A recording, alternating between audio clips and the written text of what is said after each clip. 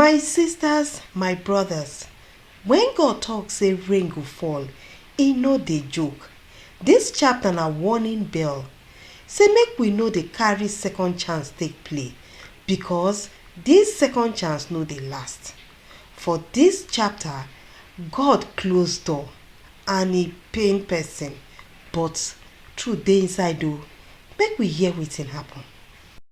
For Genesis chapter 7 verse 1, God tell Noah say, enter ark, you and your family, because I don see say you be correct man. Sometimes, na just your obedience fit save your family. Wetin you dey do now, e fit be cover for your children tomorrow. God say make Noah carry clean animals, 7, and unclean ones, 2, even birds join. Everything get value for God eye, both clean and unclean, but e still get order.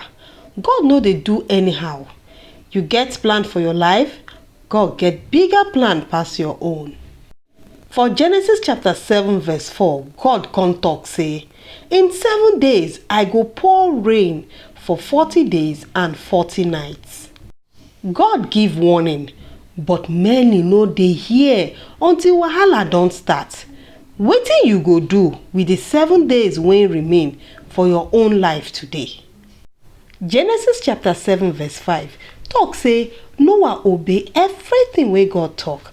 Obedience dey save, not just for you, but for your generation. Wetin God don tell you when you dey delay to obey?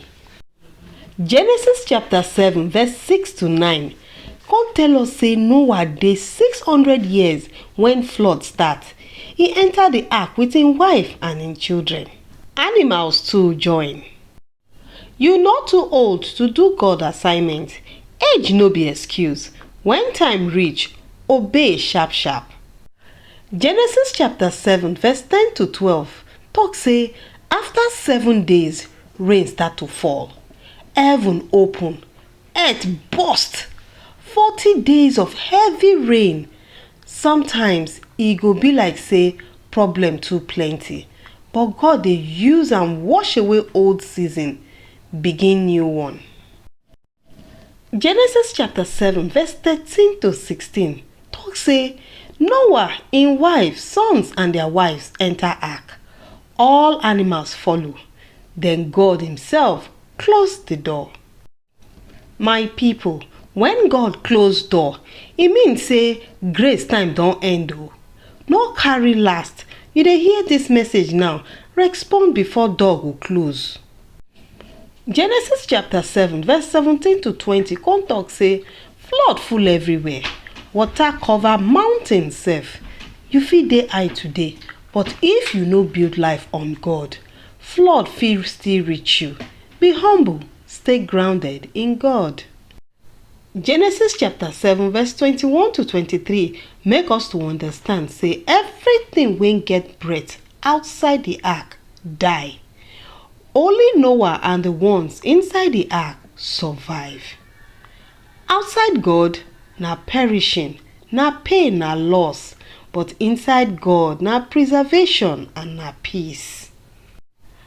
Genesis 7 verse 24 talk say the flood remained for 150 days. Sometimes solution no go come quick, but if you dey inside God ark, you go survive the waiting season. Benefit of Genesis chapter 7 to man be say 1. Protection. Obedience dey preserve person from disaster. 2. Family covering. Your righteousness fit cover your entire household. 3. Purpose preservation. God no dey forget those wey waka with am. 4. Legacy. Noah's story still dey speak centuries after.